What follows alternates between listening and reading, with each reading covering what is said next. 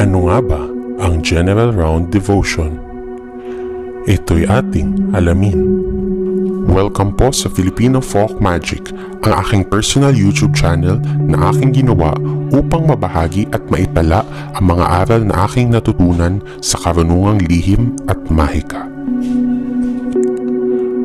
Magandang araw mga kapwa kong estudyante.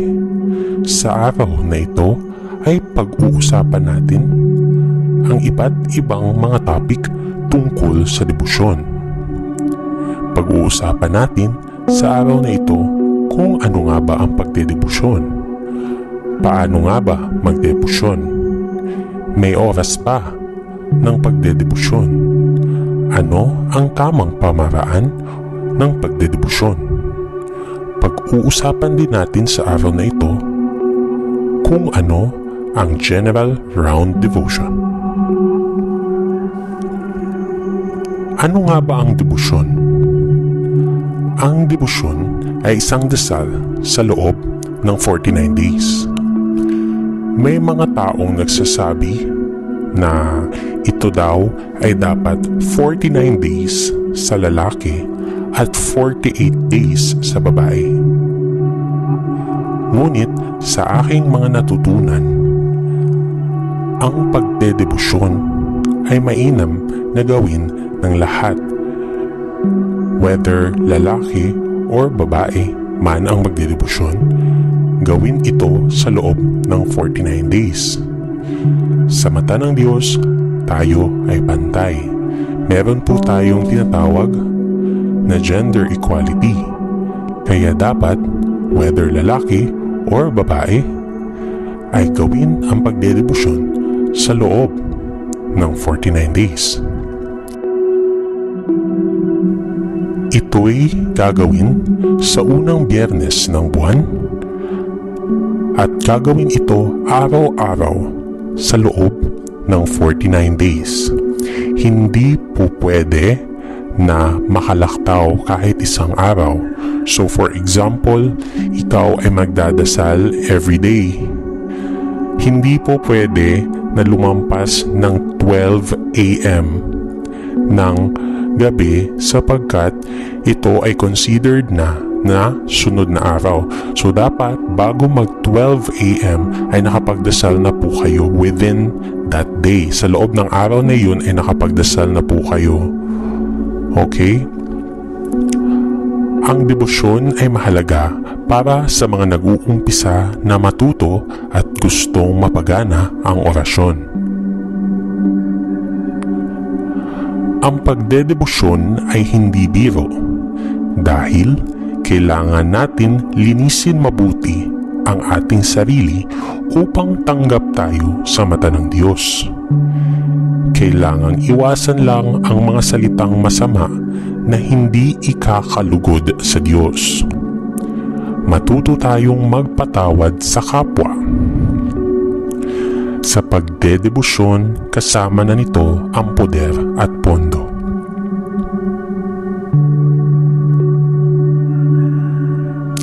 Sa previous videos ko, na-upload ko na po at napag-usapan po natin kung ano nga ba ang poder at pondo. Ngunit para po sa mga bago kong viewers, ay isa-summarize ko po at pag-uusapan natin ulit kung ano nga ba ang pondo. Ang pondo ay isang dasal o orasyon na ating inuusal sa loob ng 49 days. Ang pondo ay may iba't ibang uri. Depende sa lihim na pangalan ng Diyos na siyang nakapaloob sa sinasabing pondo. Ang pondo ay pag-iipon ng lakas na magagamit natin sa pagpapaandar sa mga matataas o kahit anong orasyon. Ang poder naman ay pagkain ng orasyon at lakas na pinagmumulan ng pondo. So sa madaling salita, kailangan mo ng enough o sapat na pondo upang makapagpagana ka ng orasyon. Kaya po, para sa mga baguhan, itinuturo po natin ang tinatawag na General Round Devotion sapagkat ito po ay magbibigay ng sapat na poder at pondo sa isang tao upang makapagpagana ng orasyon. Take note po, hindi po ibig sabihin na tapos na po kayo ng 49 days ay mapapagana nyo na kaagad-agad ang mga orasyon. Hindi po yun ganon. Kasi po, kada orasyon po ay may iba't ibang level or antas. Pwede po na makapagpagana kayo kaagad ng isang orasyon, yung mga simpleng orasyon lamang po, pero hindi po ibig sabihin na napagana nyo po ang isang simpleng orasyon ay mapapagana nyo na rin po yung mga orasyon na mga high level. So, ano po yung mga high level na orasyon? Para sa akin po, yung mga high level is yung orasyon pampatigil ng ulan. O yun. Mahirap po yun kasi nag-i-interfere na po tayo sa natural law of nature. Hindi po siya natural. Kasi po, hindi siya natural na mapatigil mo yung ulan. So, kailangan mo ng enough power or fund para mapagana yung orasyon na yun. Yung mga orasyon pangkumbate, yung mga orasyon na tumatawag ng mga spirito na matataas, yung mga anghel, mga ganyan. Yung mga orasyon na ganyan, yung mga conjuration yung tawag, yung mga ganyan, yung pagtatawag ng spirito is matataas na level po yan. Hindi po ibig sabihin na nakapagpagana kayo ng simpleng orasyon ay mapapagana nyo na kaagad yung mga orasyon na ganyan po. So, importante na kapag tayo ay nagdebosyon ay tuloy-tuloy pa rin as much as possible yung pagdadasal natin. After 49 days, ibig sabihin, meron ka ng sapat na pondo upang makapagpagana ng orasyon, pero hindi ibig sabihin na kailangan mo na tumigil ka na kaagad ng ganyan.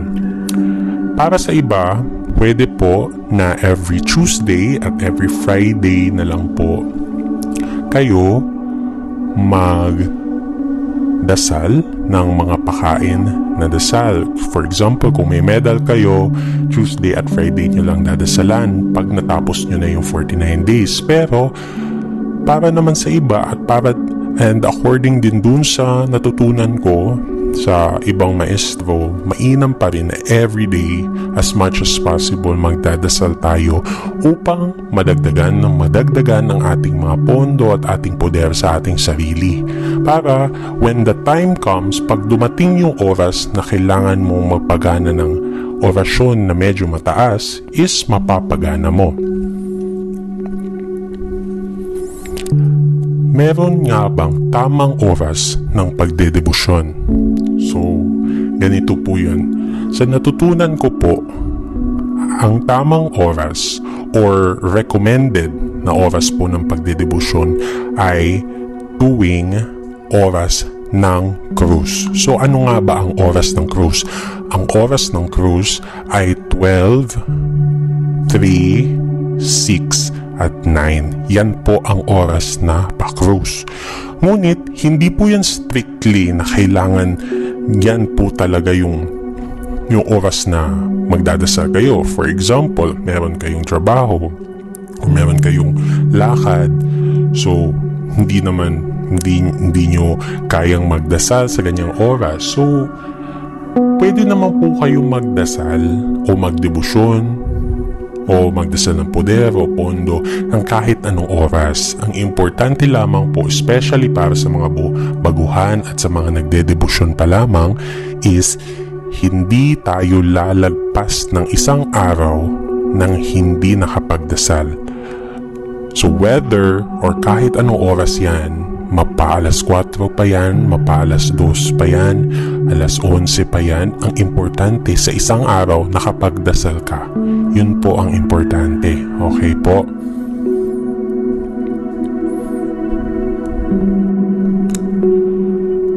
So ano nga ba ang general round na debosyon?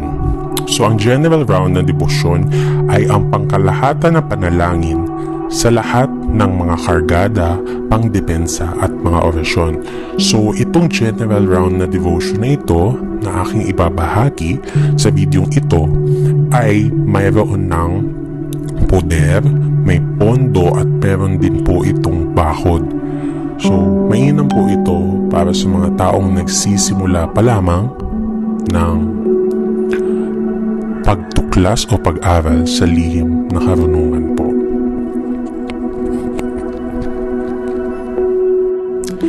May tamang pamamaraan ba ng pagdedebosyon? Actually, every katao o kada tao, meron po tayong sariling pamamaraan ng pagdadasal. Ngunit, ito pong paraan na ito na aking ibabahagi, ito ay aking natutunan at naituro na rin sa akin ng iba't ibang tao, and I think sa tingin ko ito po ay mainam na sundin ng mga beginner pa lamang o nagsisimula pa lamang sa pag-aaral o pag-i-spiritual. So paano nga ba? Ganito po, ang una po ninyong gagawin ay magdasal po kayo ng rosaryo. Yan po ang number 1. Kung kayo po ay Katoliko or naniniwala kay Mama Mary, naniniwala sa Diyos Ina, Diyos Infinita, mainam po ito na kayo po ay magrosaryo. Bakit po? Alam po natin at sa history po ni Mother Mary, siya po ang nagbigay at nagturo kung paano kung paano magrosaryo sa tao.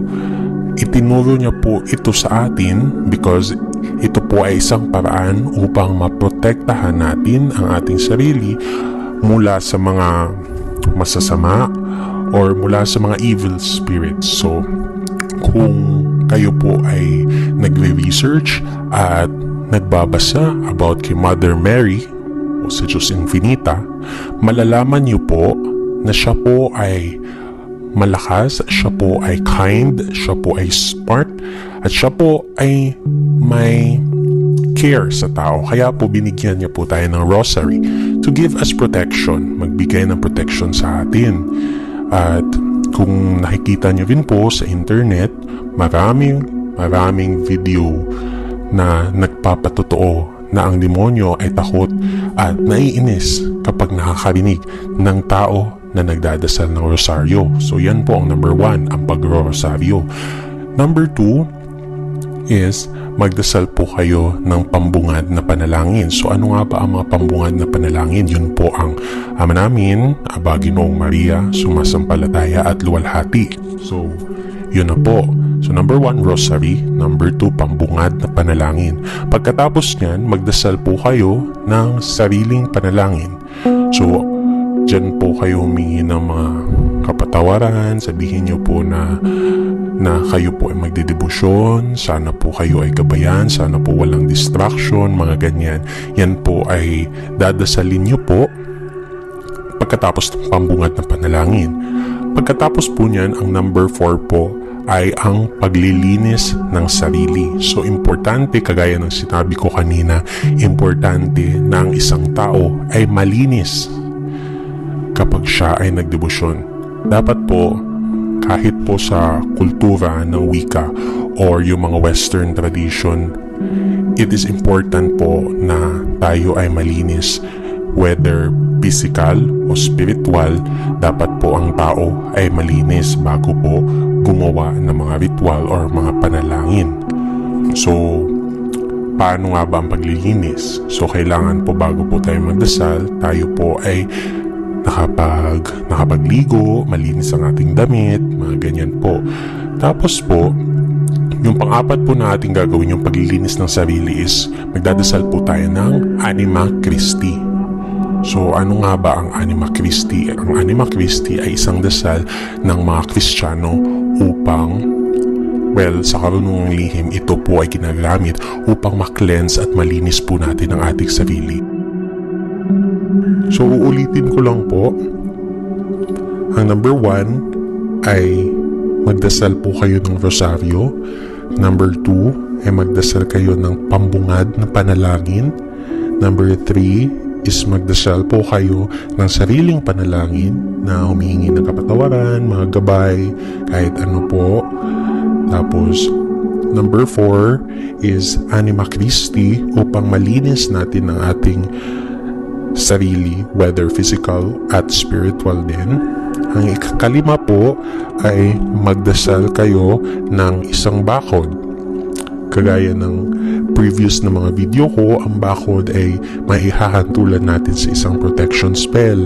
Bago po tayo magdadasal ng kahit anong poder, bago tayo mag-uusal ng kahit anong orasyon, importante na tayo ay nakapagbakod para po protektado tayo at hindi walang energy na babalik sa atin pag nausal natin yung orasyon. Especially kapag uusal ka ng matataas na orasyon, may mga energy, may mga instances kasi na babalik sa'yo yung energy ng orasyon. So for example, hindi ka nakapagbakod tapos umusal ka ng orasyon na yun, pwede kang mahilo, pwedeng may balik sa'yo na parang hindi maganda sa katawan mo, mga ganyan. So importante na tayo ay nakapagbakod. So pagtapos nating magbakod ay susunod na natin ang General Round Devotion. Sa end ng video na ito ay tuturo ko po kung paano ang General Round Devotion. Pagkatapos po ng General Round Devotion ay isusunod nyo na po kung ano ang mga poder na alam nyo at mga hawak nyo. So for example, meron kayong Tres Pico Roma. Isusunod nyo na po dyan yung poder ng Tres Pico Roma. Kung meron kayong Birheng Nagpapasuso, isusunod nyo na po yung Birheng Nagpapasuso. Kung meron po kayong San Benito, isusunod nyo po yung poder ng San Benito. So ang isusunod nyo po ay ang mga poder na pansarili nyo. Pagkatapos po nun, isusunod nyo po ang orasyon kontra diskomunyon. Importante po na tayo ay nakapag-orasyon kontra diskomunyon upang tayo ay hindi mahigupan ng kapangyarihan po.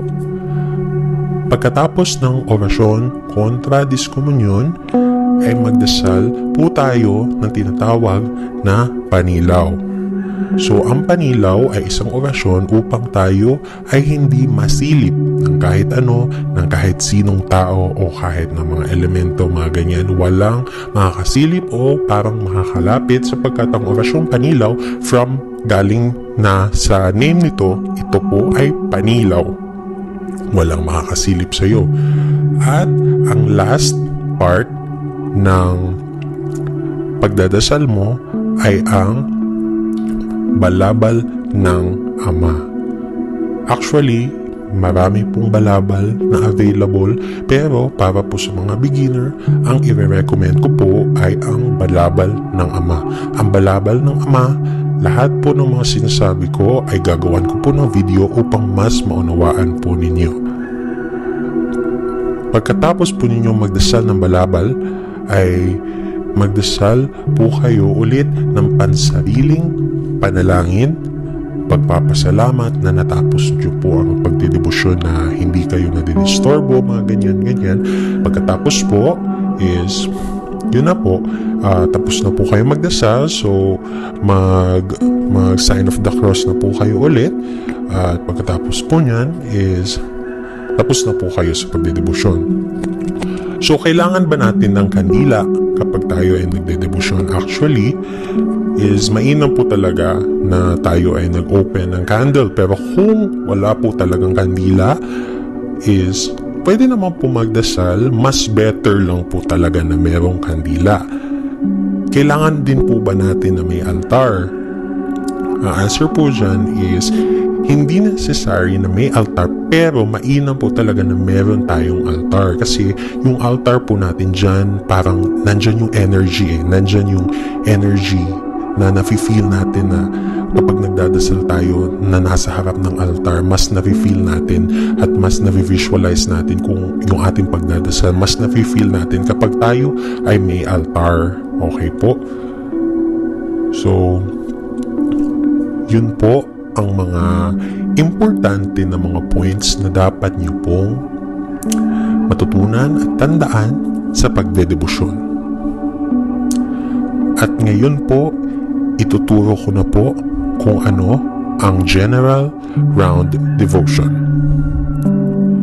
Bago magdasal ng General Round Devotion, magdasal muna ng isang Ama Namin at isang sumasampalataya. Isunod ito. Panginoon, kaawaan mo ako. Diyos Ama, kaawaan mo ako. Diyos Anak, kaawaan mo ako. Diyos Espiritu, kaawaan mo ako. Magandang gabi, Diyos Ama, Matam. Magandang gabi, Diyos Anak, Makam. Magandang gabi, Diyos Espiritu, Mitam. O Diyos, Yahuwah, Aoeui, kayo po ang kalasag ng aking katawan, espiritu at kaluluwa.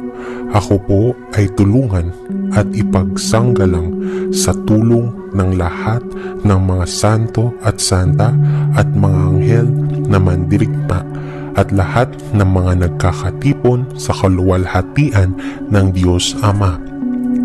Edius, Gidius, Didius, Dios, Dios, Dios, Egosum, Gavinit Dios. Aeui, Eiowa, Ouea, Aeuea. Naniniwala ako sa Diyos Ama. Naniniwala ako sa Diyos Ina. Naniniwala ako sa Diyos Anak. Naniniwala ako sa Diyos Espiritu. Naniniwala ako sa mga angheles. Ako ay inyong tulungan. Iligtas nawa ang aking kaluluwa at katawan sa lahat ng kapanganiban. O Diyos Amang Banal, Avi, Ay, A, Ue, I, ipahintulot mo po na ako ay maiwas sa lahat ng kasamaan at kapanganiban. O Inang Banal, E, Iyo, U, I, Ua, E, itulot mo pong maging maayos ang kalakaran ng aking buhay. O Diyos Anak, I, O, U, A, Ue, I, itulot mo po ako na malagpasan ko ang lahat ng mga pagsubok ko sa buhay at magawa ko po ng maayos ang aking mga gawain. O Banal na Espiritu, O Ua, A, Ue, I, kasihan mo po ako at samahan at gabayan. O Banal na Diyos, Uk, A, Ihok, ako po ay kasihan ng iyong kapangyarihan upang maligtas sa lahat ng panganib at masamang tangka. Poderan nawa ako sa lahat ng oras sa pamamagitan ni Jesucristo na namatay sa Cruz Sanctus. Si Jesus na tagapagligtas, si Jesus Santos na pinagpala, banal na tagapagturo, Diyos ng mga mandirigma, maawa ka sa akin. Sanctum Locum, Sanctum Marcum, Sanctum Juanem, Sanctum Mateum, apat na haligi at evangelista, bakuran ako ng inyong depensa. Yan po ang kumpletong panalangin sa General Round Devotion na kailangan gawin ng 49 days. At yan na po mga kapwa kong estudyante. I hope marami kayong natutunan sa araw na ito.